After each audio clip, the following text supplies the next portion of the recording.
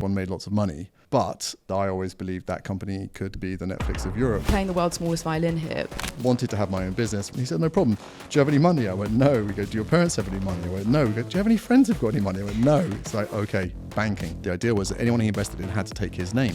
He was trying to copy Virgin. It's simple, make money. Be in business to build a brilliant business that's brilliant for its customers and brilliant for its shareholders. That's it, full stop. Don't go beyond that. Focus on making money. Definitely prefer being rich to being poor. I would recommend that as a strategy. It doesn't matter how wealthy you are, there's always another level. Part of being a great entrepreneur is being a bit disagreeable. So entrepreneurs are great at finding the networks and the solutions and not taking no for an answer and getting over roadblocks. I literally did it, if I'm honest, for ego reasons. Would you go at it again and run a political party? So many bad things happened to me personally, just crazy things, like really not nasty things, especially things you put through my letterbox. And some of them really took it out on me, threats and stuff that wasn't too nice. Every once in a while, I get a real pinch me moment. And today is one of those. I'm about to interview Simon Franks, co-founder of LoveFilm, the DVD rental company, which was sold to Amazon for £200 million back in 2011. This was his second exit, as in 2005, he sold Redbus Film Distribution to Lionsgate for £42 million. This business was the UK's fastest growing company between 2000 and 2004, with a growth rate of over 280%. It was also behind famous movies, including Bend It Like Beckham. Simon then went on to start Redbus Ventures, an early stage venture firm with investments in the likes of PerkBox, Cleo, Like and Wild. Now Simon is also working on philanthropic projects in Southeast Asia focused on international development, foreign aid, and is a strong promoter of entrepreneurialism as a means of addressing economic problems. Simon, my pleasure to have you here on the show. It's my pleasure to be here. Thank you for asking me. All right, so let's start off with the headlines. Selling to Amazon. What was that like, first of all? You started with a slightly contentious point, because I always feel very sad that the business was sold. Obviously, there was a lot of amazing people involved with that, of which I was just one of many, and they all deserve lots of credit, and everyone made lots of money. But if you think about it, we were the market leader in Europe, doing what Netflix was market leading in the US, and I always believed that company could go on to be the Netflix of Europe, which would have been great to have one. Instead, it went to Amazon, and Amazon Prime Video, it's great and all, but it's not Netflix. And I feel like it's a real shame for Europe that we didn't keep it, raise money here and not sell. But sadly, by the time it came today, it wasn't my call. I didn't have enough votes to stop it. Ah, I see. Interesting. Well, I think it is inevitable to draw those parallels between LoveFilm and Netflix. So I'm glad that you name dropped them in the conversation first. I was going to ask what led ultimately to that decision of selling instead of keeping it and building and turning it into the Netflix of Europe? To be honest, actually, the LoveFilm was my second exit. I'd had an exit before, which you didn't mention, which was the technology business. But it was the only business I've ever had where there was venture capital, effective control of the business. And I think VCs just have a very different time frame.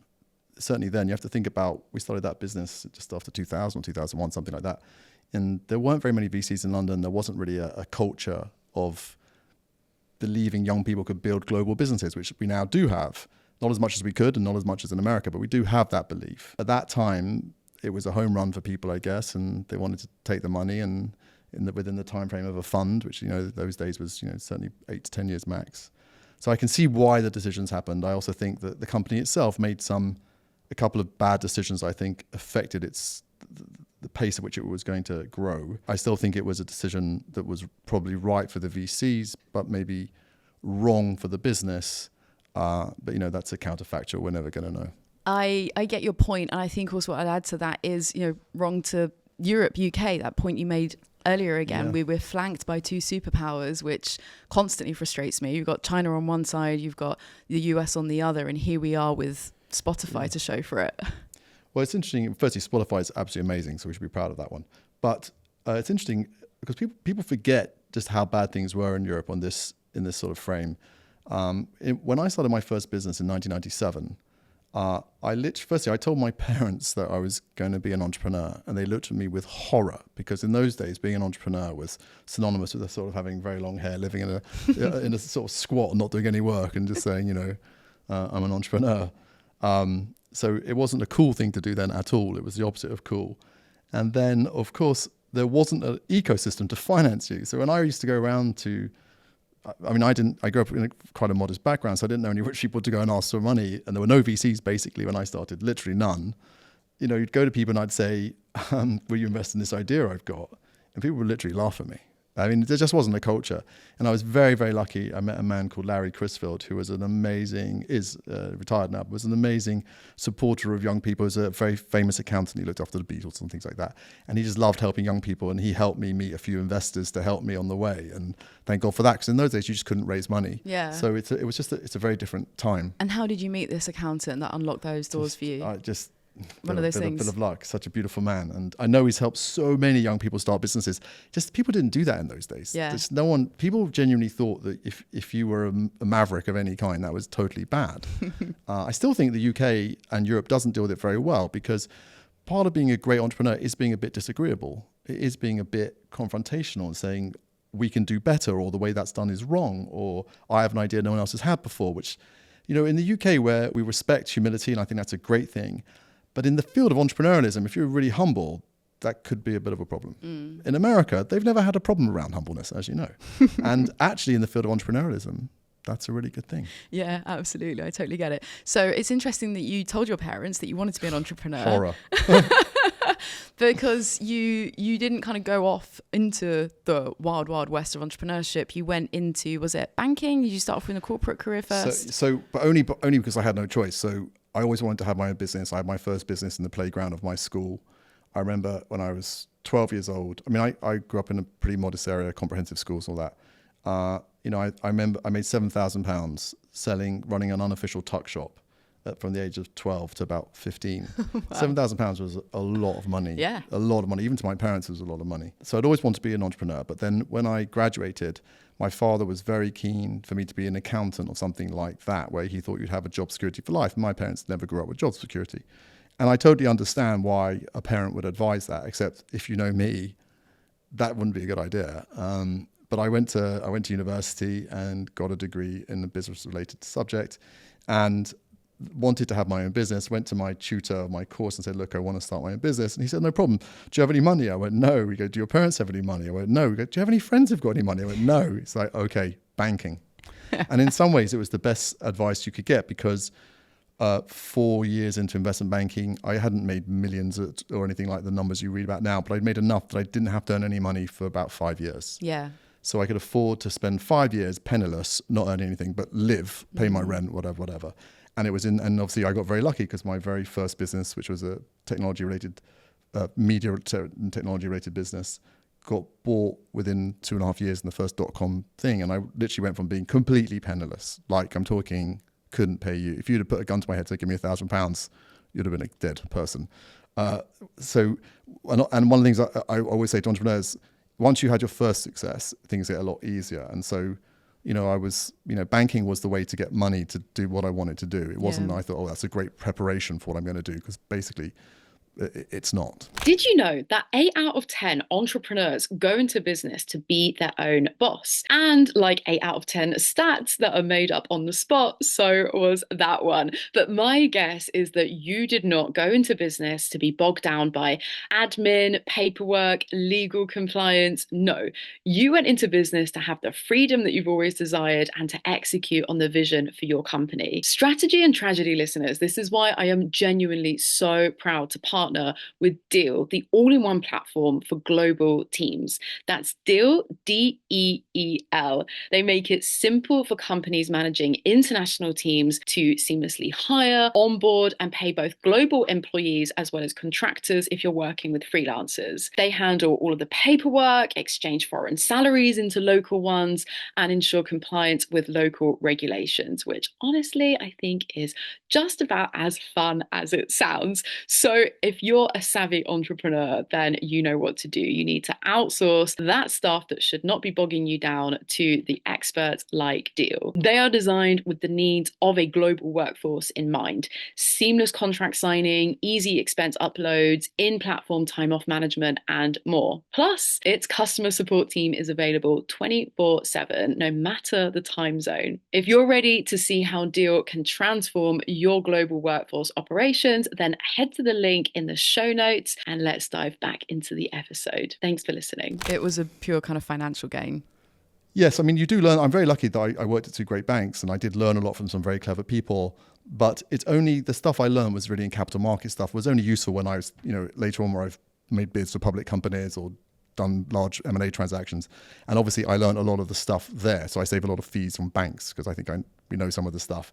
But it's never been helpful as an entrepreneur in the sense of helping me understand how to run a business. That hard skill set came in handy a little bit later on. But it is, obviously the brain is fantastic at pattern matching. And with this show, I've noticed there's quite a few entrepreneurs who have made that jump from corporate cushy careers into entrepreneurship. And it's not a bad strategy because they have built up that financial buffer to mitigate that risk. Yep.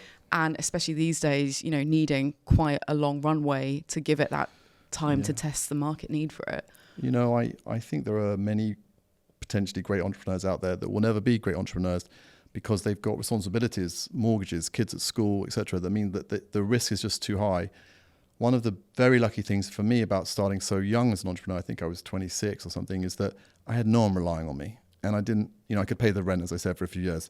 So really, if it didn't work out, it wasn't a crisis for a whole bunch of other people other than myself. Yeah, it did make things and a I bit think easier. that is it isn't advisable, but if you're going to be an entrepreneur, try and do it before you've got big liabilities in terms of financial liabilities. And whether it's a success or not, is kind of get those first pancakes out the way, right? Yeah, the learnings that you amass through the direct experience. Yep. So I'm really fascinated by your stages of wealth, if it's not too vulgar a subject, because you just mentioned that you have had moments in your life where you've been penniless, modest background, very modest. You've had these exits. How has your, money mindset evolved over those key stages in your career? Yeah, so it's a really interesting question. And actually one of the things, just so one aside, is that I get asked a lot to go on boards of companies and nearly always say no. But one thing I will do is advise some CEOs who are going through founders who are about to become very wealthy, and that's a whole new thing. And it causes so many new problems and no one talks to you about money and all the various things that come along with that, good and bad. I had that happen to me in my mid-20s.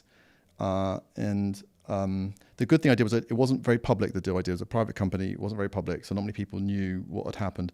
Like for a while, not even my parents or best friends knew I had this money. I literally hid it. I stayed living with a friend from university above a restaurant on a high street. I didn't do anything. Why did you hide it? Because I just didn't know. It's just so crazy. It was just so crazy. Yeah. It takes some time to equalize to it. And I do talk to entrepreneurs about this. There's some people in our portfolio, still mid-30s, who on paper have tens of, if not hundreds of millions of pounds of value, but probably in their bank account is 20 grand. It's so crazy. And helping them manage that, help them to really think about how to plan for that, and also to help them see how money, their personal situation, impacts decisions they make for the business, which is not necessarily a good thing.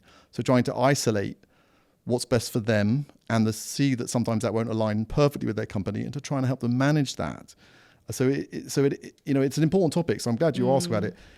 For me, I've been very lucky in that the insecurity I had as a child, where we were money insecure. My father was a super smart guy who is a good example of should have been an entrepreneur. He ended up doing really well in his career in much later life, but it just showed when he was young, if he'd have had the ability, but working class boy, left school at 15, no one would have backed him. So I do think, the stage I've been through have been really interesting and challenging and great. Definitely prefer being rich to being poor. I would recommend that as a strategy for people. I definitely love being able to protect the people I care about from emergencies if terrible things happen. And I've loved being able to afford to build schools and public health projects that actually mean I feel that I will have hopefully left more than I took out when my time's over. Fantastic. Well, it is a rare privilege to be sat across from somebody who has, made his money, and you're quoted for saying the best thing to do is make a ton of money and give it away. What did you mean by that quote? Well, that's maybe that's probably what I said, but it was in the context of this. Too many people come to me and pitch me businesses which are sort of about making money and sort of about saving the world. And it really bothers me. We have a phrase that my old business partner in films, a guy called Sugi Kamasa, we used to say we hate it when people pitch us tweeners. And that was between here and between there. And often people would come to me and say, this film's got to be made. I go, but it's so not commercial. It's about this. I go, yes, but the story has to be told because this will change people's reflections and make the world a better place. I'd be like, well, look, if no one sees the film, it doesn't make the world a better place and no one's going to see this film. Likewise with businesses. If your business is a failure, it doesn't matter how good impact you are going to have, you will have no good impact. So it was in context of saying, be in business to build a brilliant business that's brilliant for its customers and brilliant for its shareholders. That's it, full stop. Don't go beyond that. Focus on making money. Now, I'm not saying go out and for money do anything. Don't go and do blood diamonds, and don't go and do anything horrible that hurt people. But if you've got a really beautiful business providing a great product or service for people, amazing. Make it fantastic. Make lots of money for it. And then when you've got that money, step back and think about, how do I want to use some of this or all of this or whatever you decide to make the world a better place? And one of the things that I've been advising founders on when they've made their money is how to think about using their skills and their money to make the world better. And I do think the skills bit is important. Bill Gates can change the world by the weight of his money, and he's doing an amazing job and long actually continue. But people like me who are not multi-billionaires, I can't change it with the weight of my money. So with some money and some time, you can really start to work on some of the problems that are solvable. Yeah, that makes sense. Amass the wealth so you've got that tool to make an impact is kind of how I'm reading that. So I have to ask you, given that I have this opportunity sat with you. I'm getting nervous now. You give me and our listeners an aperture into a world that many of us are not privy to. So just on your mentioning there of advising CEOs on the wealth front, we're just sticking with this for a second. What are some of the most common discomforts, problems? And again, it's nice to be rich. Like, rich is better than being poor. We know that. Poor's tough. Yeah. And limiting. Yeah. And frightening when your child's sick and you can't help them, and those sort of things. So. For sure. So for the people who are on the other spectrum of that, or they're about to enter it, what, again, like playing the world's smallest violin here, but what are some of those like discomforts, fears, problems, like you hiding easy. the money? Okay, so that's easy. Lots of people come to you in slightly manipulated ways, which is about somehow getting money from you. And that is fine, I understand that, but it needs to be done in a way that sets out some boundaries so that I don't feel guilty to say no, and that you respect that no might be the right answer, although not the answer you want. I was, coming from where I came from, I was probably the only wealthy guy who lots of people knew. And therefore I was open season. I remember getting letters from people I know seriously disliked me at school. My autism didn't help me that much at school. Didn't like me at all, and then wrote to me as if we were best friends and can I help their mother who needs this, that and the other. And I got a lot of that, and it was really difficult. I got a lot of people saying this, I'm not going to ask anything for you. I'm sure everyone else is asking things from you, but could you give my son an hour? And I'd always say yes. And then it took many, I'm not exaggerating because, it became a lot of hours. And also one of the difficult things I found personally was, as I told you a few years ago, I was diagnosed with having some form of autism, and for a long time I would give lots of my time to try and really help people as best I could with my best advice. Now I can be wrong, but my best advice. And often it was, please don't do that. That's going to be a terrible waste of your time. It's not going to work. And people would get so angry and hurt with me, and I'd be doing all this sort of trying to help people, and people getting pissed off with me. And because I didn't know how to say it in the right words, I couldn't hear. And now I understand that the way you say things is really important. But I was young, and I didn't know, and people were going to come and ask me for advice. And I certainly didn't when I was young, no one gave me any advice. I wish they had, but I didn't know anyone to ask. And so it's quite difficult when you've been working so hard on your business, just focus on doing the thing, getting your head down. And all of a sudden, everyone wants a piece of you. And it's not that you think you're too big for it or any of that. It's just that it's really hard to navigate. And then, of course, there's people who care about who ask you for loans. And I've made lots of loans in my life, and lots of loans have led to uncomfortable situations. Often when I make a loan now, I say to myself, I don't want this back. If it comes back, fantastic, but I don't want this to come between us, because money can be really difficult for people. So many people have such difficulties. And then navigating the good people and the bad people who are trying it on. It's so complicated, and it doesn't happen to me anymore. I'm older and wiser. People don't do that. But this was when I'm in my 20s. But on the positive side, let's talk about the positive. So I literally had this conversation with two founders who've recently exited a business, a really good exit. And, one question I got is, this is how much I'm going to make. What can I afford? Like, what kind of life can I have now? Because they've been living a modest life. On paper, they were very wealthy, but you can't spend paper. So talking to people about what they can afford and what you need to put aside and what you can afford to risk and what you can afford to give away, some of that stuff, I mean, I'm not talking about doing this for everybody. This is for people who I care about and people I'm in business with. Sure. But I made so many mistakes, and I just feel like so many of the mistakes I made, you could just avoid by actually asking. But who do you normally ask these things? On these, well, now they've got you, thankfully, Simon. On these CEOs who are... Email me now for financial advice. To add another job title to your... It's okay, Luke over there, he'll be doing it, not me.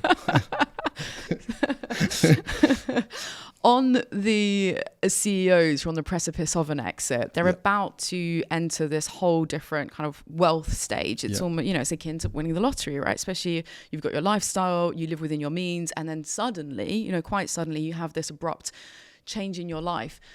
Obviously, only speaking personally from your own experience, was there a moment in your life, in your career, where you realised you had enough? So it's really interesting because I thought I had enough after my first exit, which you didn't mention. I thought I had enough. But again, when you've never known anyone wealthy, you don't know what wealth is. I didn't realise I thought I had enough, but no one told me there was another level of club of thing going on that you know nothing about because you'd never been invited. And all of a sudden the doors open to this other world of just craziness. And I have to say, what I've discovered now, and obviously, I've had many exits and, I'm in a very fortunate position. There's another league. I didn't even know. Actually, me and I'm very close friends with Richard Reed. Have you ever come across Richard from Innocent? Vaguely. Yeah, so he's another great guy, another self-entrepreneur. He was from Huddersfield. My mum's from Blackpool. We kind of laugh about that. Oh, nice. And both sold our businesses similar times. And, we sort of laughed that there was this other sort of destination where there's people doing these crazy things. You're like, oh my God. So it doesn't matter how wealthy you are. There's always another level. And one thing about Richard and I, which we both have in common, we literally we feel so privileged and lucky. If I never make another penny, shame because I'm still working. So that would be things didn't work out, but we've been very blessed. We have more than enough. I don't need to have $5 billion in the bank. I don't need to have, a fleet of yachts. I don't need to have 10 airplanes. I don't need to have, mansions all over the place. And, I came here by bicycle, I don't need, nice. But it's interesting because what's enough? I mean, that really depends on what you need to feel that it's enough. And I don't, I've got some privileges. I don't love flying. So when I fly nicely. I get to travel on, but I don't spend that much money. Really, I don't. There's nothing we really want. We've got some nice houses and stuff. So it depends. I think I have enough. Now, someone else might say that's not enough because I've heard people say, unless you have. Unless you're a billionaire these days, you're not really a player. Well, I'm not a billionaire. I feel like many have that itch to scratch. And until you've had that experience, I feel like we sort of need to test it and keep raising that ceiling and going into that lead to be like, is this enough? Is this enough? It's almost is there always more? Be careful. That's a drug, right? And that's greed, and greed is not good. You have to understand that if you don't ever have to work again, you are a privileged few on this planet who's not going to be sweating their balls off until they're in their 70s. And that is such a privilege to have some time to do other things in your life. To stay on the rat race just to make money is so dumb. It's such a complete misunderstanding of what's wonderful in life and the great things about life. Now, if you're really good at business and you really enjoy it and you're doing it because you enjoy it and you do something positive with the money, keep going, But if you're doing it out of, just wanting more and more, competing. I'm literally not competing with anybody. If someone's got more money than me, that's absolutely great. I've got enough. I'm very, very happy, and I don't understand these people who are trying to compete with other people. I remember the very first time I got on a private jet. Someone was taking in Los Angeles was taking me to a boxing match in LA, in Las Vegas. And we got off. I'd never been on a private plane. It was a complete shock to me that even people had private planes. I didn't even know that was a thing. Literally, it's another story for another time. But when I got off, he looked miserable, and he told me that this guy he really, really doesn't like owns that plane, and his plane was a Boeing 767, and that was like, to me, don't be silly, no person could own a plane that big, but turns out he could. And this guy's plane I thought was stunning, but to him it was like, like he was jealous. I'm like, it's so crazy, like you've got your own airplane, what do you want? It's not big enough now. I mean, that's the point. It's endless. Don't chase money. Yeah. Chase the minimum money, which is to pay your mortgage so you're safe and you feel comfortable and protect yourself. After that, just enjoy it. Don't compete. On the airplane story, I've got a very tiny anecdote, which is on a completely different scale, so maybe a little bit more relatable for our listeners. Sorry. I was not at all. You've acknowledged the privilege, and this is why you're here. But I was extremely lucky to get a very random upgrade flying from London to Boston last year. And we got to travel in business class, and I'd never. And it's kind of like your experience of going private. once my experience of going business class once was like, wow, this is a whole other world. And what was funny, kind of my parallel here, is as we were getting off the plane, we realized that there was first class above us. And we were like, it's annoying, isn't it? There's another letter. And then, of course, the people in first class are wondering, we left my private jet at home. Yeah, and the people who've got the private jet have got... So I just want to say right now, because do care about the environment. People are obviously going to use private jets for a whole person. Sure. Let me just say this right now. I have a large family, as I've told you, and I certainly don't fly private jets very long distance. I just want to say that right now before people start writing how horrible I am. But back to your airplane story, which I think is very, very interesting. So I was flying, I'm going to give a shout out. Do you know Emma Sinclair? Rings a bell. Yeah, she's really another cool entrepreneur out there. And she's running a really great business, but always complaining that, it's all on paper and she doesn't have access to the money. And I got on the plane in Singapore to London and she was sat in first class next to me. I was like, what the hell? You tell me you've got no money. She's like, upgrade. I was like, I'm not sure I believe you. But so lots of people like you saying they've never done it. I don't know how. I believe it. But what I will say is traveling is now really difficult. It's crowded, busy, cramped seats, there's nothing wrong with wanting to go with a bigger seat. Who doesn't? So if that's why you're working to make sure you can, that's totally legitimate. I respect that. Yeah. But what I'm saying to you is, don't play the drug of you always wanted business class. That's what you wanted. And now you want first class. And then you want first class. You always want to go private. Then you want private, bigger planes. It's just a drug. It won't make you happy. It's silly. Feeling that you've been lucky is a great feeling. Feeling privileged is a great feeling. And I feel like if I never have more, the universe has been super kind to me in that way. Other ways it's challenged me. But in this way, and that's fine. And I certainly don't work to make myself richer just for that purpose. But let's be honest, we're talking about business. A lot of your listeners are founders and they're interested in business. And that is the currency of business. So if you're in a business slogging your guts out for 10 years and you've not got any money, something's gone wrong. Yeah, absolutely. Founders, budding entrepreneurs, I need to give a quick shout out to a friend of mine who's building something epic I think that you'll want to check out. Ash Phillips, founder of Rebellious Co., runs Rebel Meetups, an IRL community for the unreasonably ambitious. I love that term. These events are totally free to attend and a great way to meet people, build your personal brand, and grow your own opportunities while helping others. Head over to rebelmeetups.com to RSVP to an event near you. That's rebelmeetups.com and maybe see you at an event soon. So we mentioned you've got 3 exits under your belt. Three things that I started, yeah. Apologies for missing the third one in the intro. Obviously, research skills not quite up to scratch. What can I just say? Can I blow my own trumpet here for a bit? Please. I've never paid in my entire life for any PR. I've never had a PR anything. There we go. Which has been a mistake. I've suffered for it. But then I miss it in your intro. Yeah. There you go. But I'm saying because also, yeah, anyway. No, I get it. No. I don't get asked to, there are some things I get missed out on. I think it's really unfair because I never shouted about it. People don't recognize it. Well, now you've got a big microphone in front of you. Well, I'm not going to do it. I'm too embarrassed. I'm doing it for you. So with those 3 different exits, and obviously, no need to go into detail, just sort of broad brushstrokes before we move on to your philanthropy, your venture firm as well at the moment, which I'm sure listeners would be really interested to hear about. So there's this great saying that I love when it comes to exits, which is businesses don't get sold, they get bought. I think that's generally true. That rings true in your experience? I mean, there are some people who are just great at spinning the story and selling stuff. Yeah. That's not me. I'm terrible at that stuff. But if you've built a good business, it nearly always will be throwing off cash. And cash is an asset people can value. So there'll be a buyer for that. Or if it's a great innovation that another large business can see the power of that innovation within their construct, then they'll want to buy it as an add-on to theirs. All the businesses most of the businesses that get bought are bought because there's something about them, there's something flowing from that business that has value to someone. So yes, I agree with your statement. Amazing. Can I just say though, I don't think entrepreneurs should focus on where their exit's going to come from, because that's starting to bother me now. We get 55 decks a week, on average, and I'd say 25 of them talk about exits, and just stop it.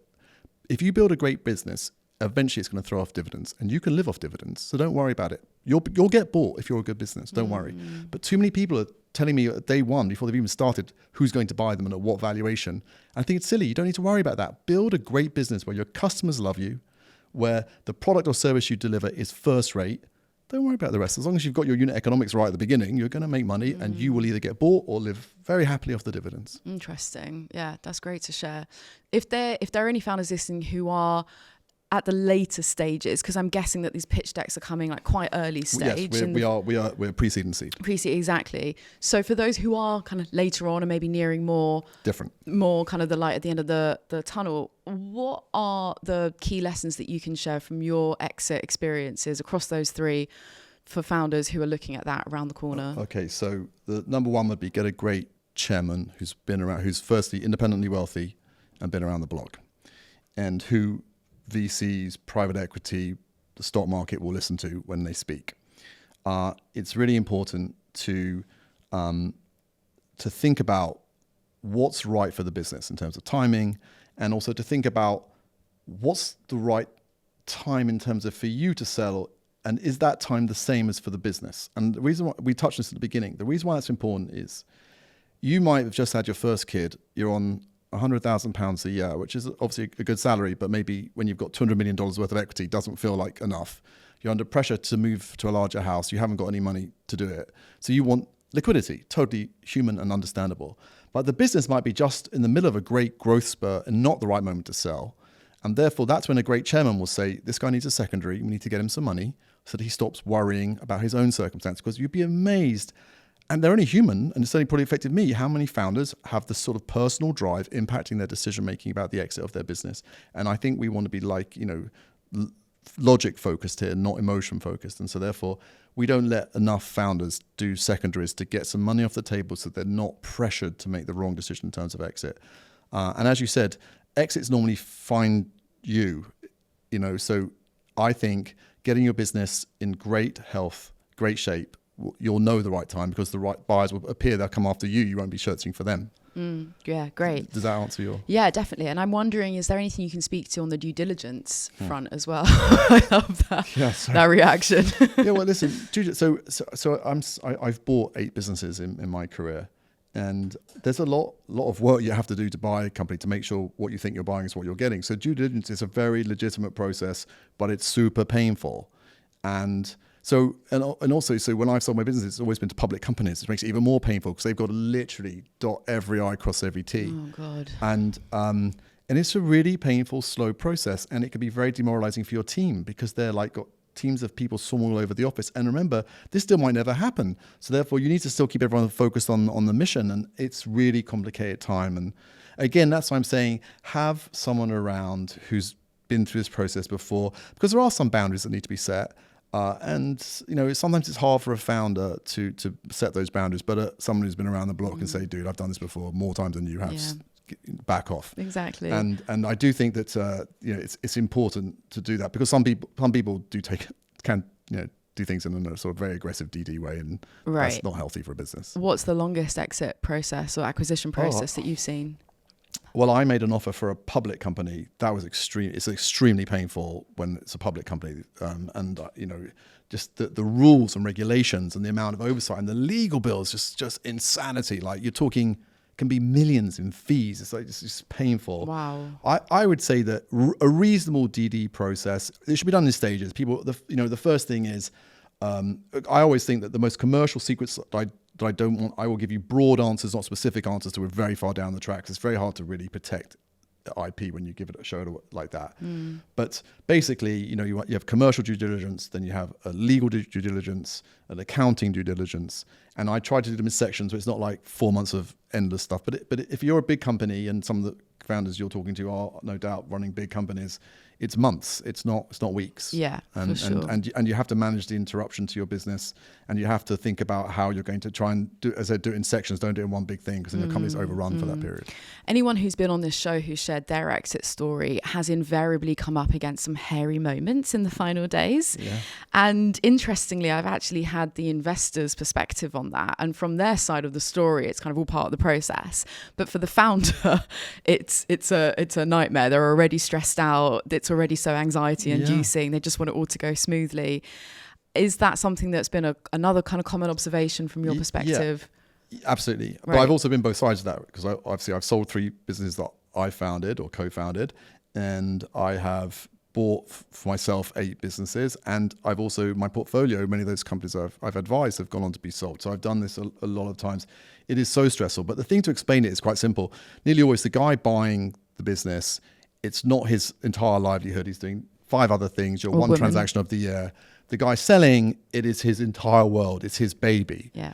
Another thing on this subject is selling is really hard because, the anxiety of will it get done, it drags on and you feel so nervous. Not because you're not selling a great business that will get bought by someone else if it doesn't happen, but because you start to spend the money you haven't got and you want a holiday and all these things. And it's just you're living on, tenterhooks. There's...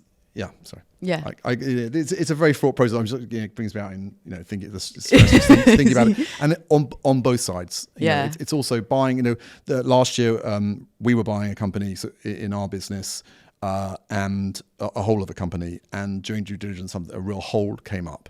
And we were gutted because we really wanted to buy this company, but they'd sort of not been quite as clear about some things they could have been.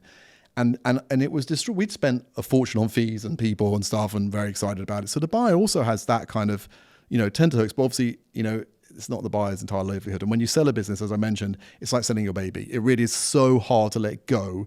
And so, it's not that the stress doesn't end the minute you sign. You sign, you feel euphoric for about a day, and then you sort of, the next day you don't know what to quite do with yourself. Exactly. It's like, that's quite hard as well. Yeah, I had Nick Telson-Sillett on the show as well, who exited Design by Night, and he had that same story. He was like euphoric. I mean, he has the craziest exit day in history, trademark, which listen to that episode for that crazy story.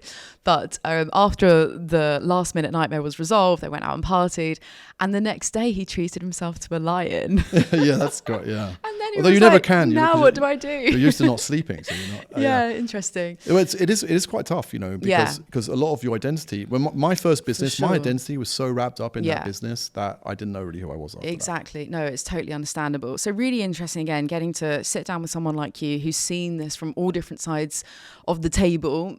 Selling, acquiring, advising. So let's segue onto Redbus Ventures. Yeah. First of all, I'm just really curious, why Redbus? It's an accident. I didn't love the name, although now I'm quite used to it. But my very first business I was creating had a technology element to it, which is very important. We were the first people arguably in the world to stream something over the internet in the 90s. It sounds stupid now, but then it was really ahead of its time. Sure. And the guy who helped us do it was a guy called Cliff Stanford, who was a total visionary. He created Demon Internet, which is the first internet provider of, in the UK. If you wanted to be on the internet in the 90s, you went through Demon, right? Anyway, so Cliff invested in a little bit with me, helped me a lot. And he said, but the thing is, you've got to call your name Redbus, because he created a venture capital firm called Redbus. And the idea was that anyone he invested in had to take his name. He was trying to copy Virgin. That was his idea. So I had no choice but to call. We were called, this business was Redbus something. And there's been lots of Redbus somethings, which I've had to go around buying to get the name back. But his investments, he was a brilliant entrepreneur, but his investments didn't quite work out. And the dot-com boom finished him. And I ended up having to buy his business because he was involved in a sex scandal. Not a terrible one, but prostitutes and drugs, but no one died. And I remember my mum saying, "Is that you?" I was like, no, it's nothing to do with me. I swear it's not me.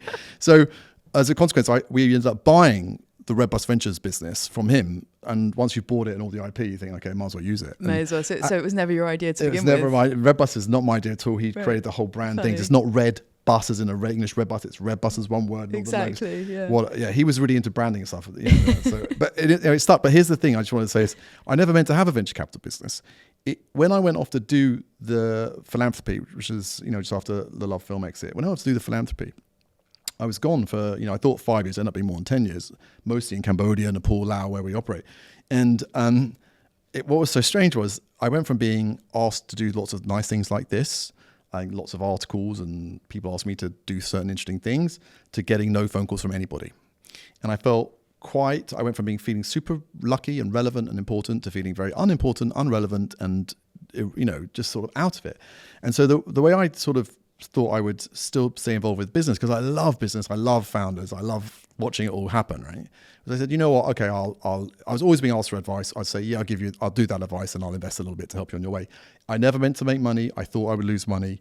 I literally did it, if I'm honest, for sort of ego reasons, sort of to feel relevant. But if you invest in 5 or 6 companies a year for 15 years, And then it stepped up to 10 and 12 a year. And then I had to hire my first person to help me with that. And then the second person, the third person, the fifth person, the eighth person. By the time you've got a business.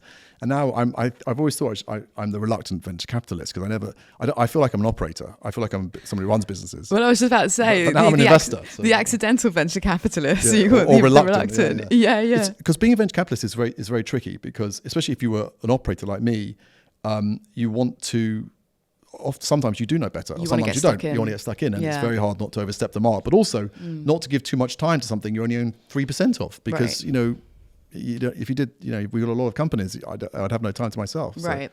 So now that you are a venture capitalist, reluctantly, accidentally, what's your thesis? What is it that you look for? Oh, it's simple: make money. I know it sounds trite, but it's simple. People forget that. If you're in business to make money, and you've got a good idea for how to do that. Obviously, can't be certain and might not work out. That's fine, but you're willing to work super hard, and you've got that X factor about you. Then we're probably a good home in your pre-seed and seed round. What we're not is someone who says we take huge blue sky bets, for example, on very complex precision engineering or space or some of the most amazing biotech stuff I've seen that I love, but I don't know. I've got no idea whether it's good or bad. We're a business that I would say we're mostly commercial. So our theme is business we can understand commercially, where we think we can add something and our networks can add something. I've run lots of different kinds of businesses, from rental car businesses to film distribution businesses to streaming businesses online, to advertising businesses. We've got lots of advice we can give you and lots of experience in different sectors. But if we don't understand what you do, we're probably not the right investor for you. And there are some great firms out there who really invest in very, very clever stuff, which I'm definitely not clever enough to understand. But I'm not bad at knowing if something's commercial or not. Yeah, it makes sense. So there's a general, you've got kind of list of broad sectors based on your experience where you can genuinely add value. I think so. I hope so. And in terms of typical check size? It really ranges. So the biggest we've ever had in one company is around probably $1 million. And the minimum size check we want to write, pre-seed is really complicated because sometimes only raising 300, 400, 500,000 pounds. In fact, that exit I mentioned to you, the two guys I'm advising, their first round was only, I think, 300,000. So you can't have that much of it. But we're happy to do anywhere from sort of 100 to 250, 300 in the first ticket. But so what comes next depends really on what we see. And we're also sometimes, recently we got crammed down and we were 50 something. So, we're flexible. But again, if someone's got a really hot round, I'm happy just to be in it and then see how it develops, because one of the things people underestimate is the importance of watching someone. In the first year, we don't really have much involvement with the company. We sit back, we watch. Now, if there's something specific we can help them with, we will, of course. But it's important to watch because there's no way of knowing, just like with an interview, there's no way of knowing if someone's good for a job or not, really. You need to watch them, see how they handle certain situations, and decide if you think they have got the things it takes. And sometimes I think they have, but the business isn't, I don't think the model's working out where we thought. But then you might think, well, but they're smart enough to figure out another way around it. And so, that's the sort of things we're thinking about. And then obviously what tickets follow really depend on, what they do next. But sometimes we don't follow on because we just don't think it's going the way we thought it would go. Doesn't mean it won't be a big success.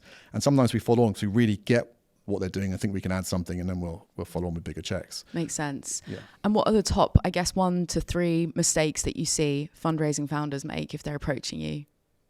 Things to avoid? I'm terrible to come to if you don't know your numbers. And because I have a sort of commercial filter, even if I don't know your space, my ballpark guesses on a lot of things are quite in the zone. I'm very precise on stuff. A lot of people say to me, wow, this is the most taxing meeting we've done in terms of questions. And I sort of don't know if that's a compliment or a criticism, but for me, I feel like it's good. And I say to my team, keep that up.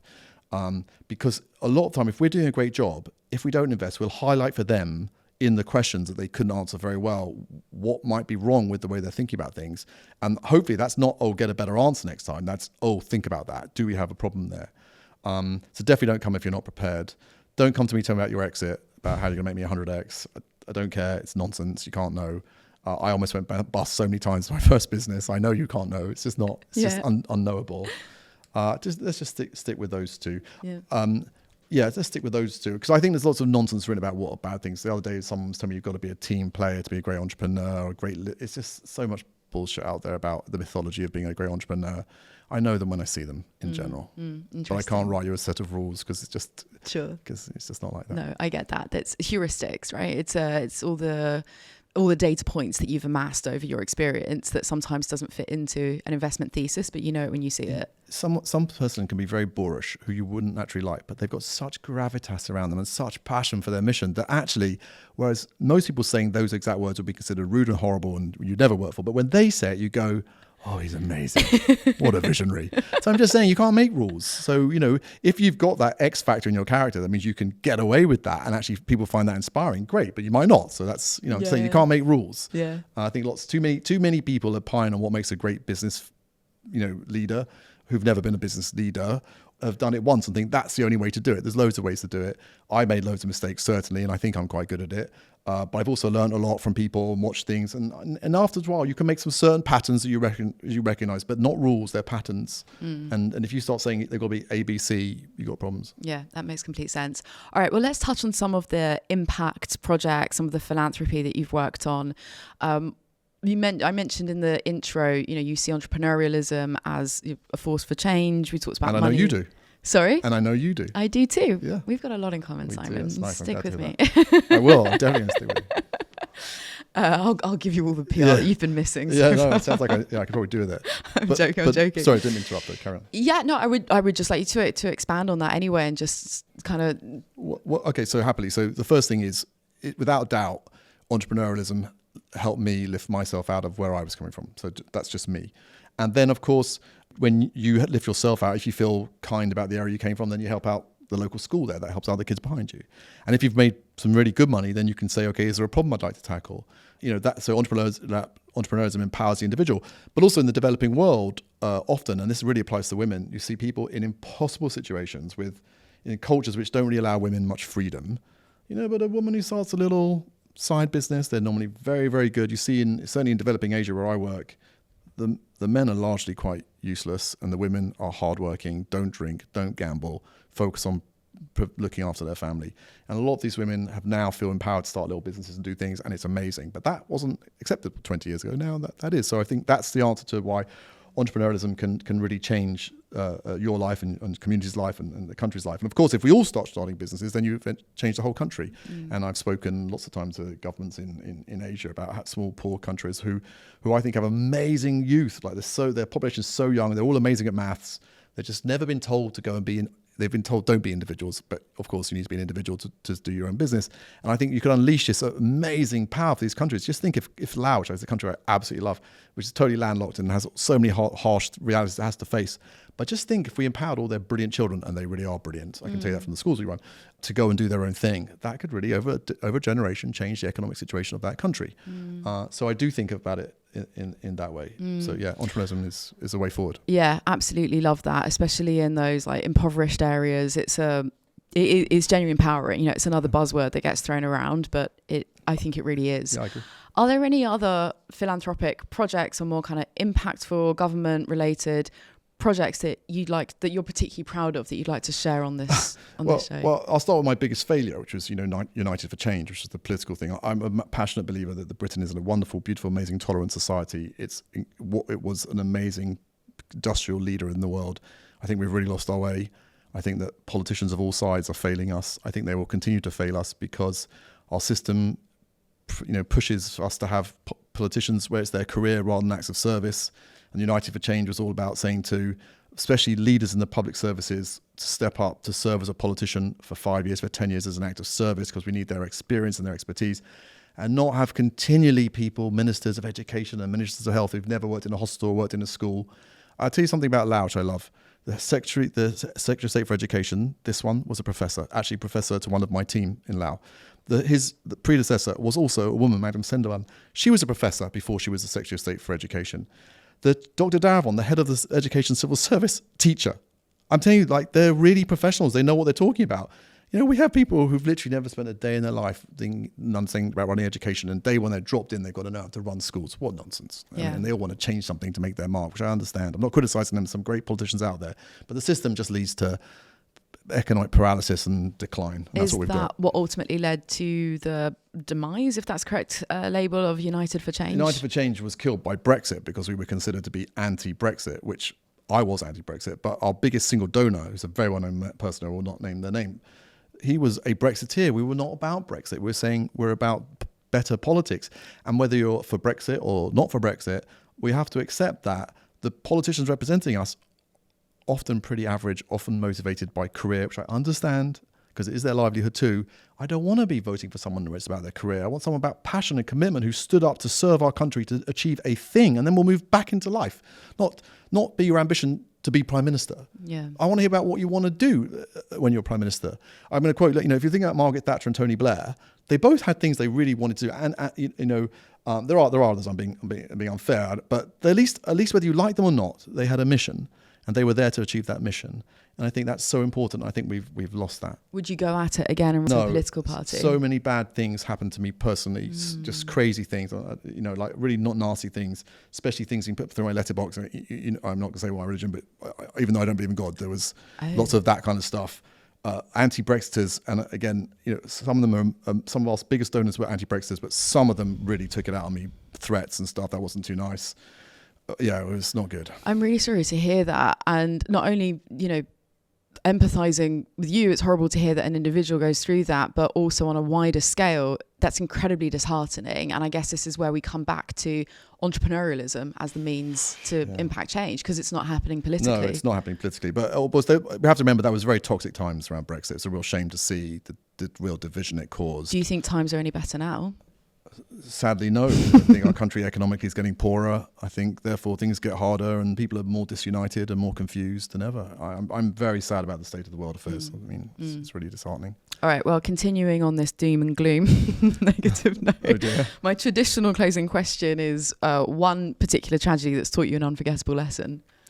When you told me you're going to ask me this, obviously I've heard other people answer and they have really good answers. And I was trying to think, I can't point to a tragedy.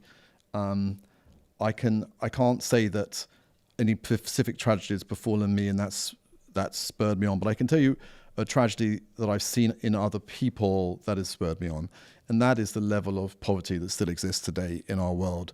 One of the things I'm doing a lot of is trying to persuade entrepreneurs who've made money to do something themselves. I'm not talking about just giving money. Come and see the problems and see what you think you can solve, because entrepreneurs are great at finding the networks and the solutions and not taking no for an answer and getting over roadblocks. Yeah. There are children today in our schools who in Nepal, Laos, Cambodia, who don't have access to enough food.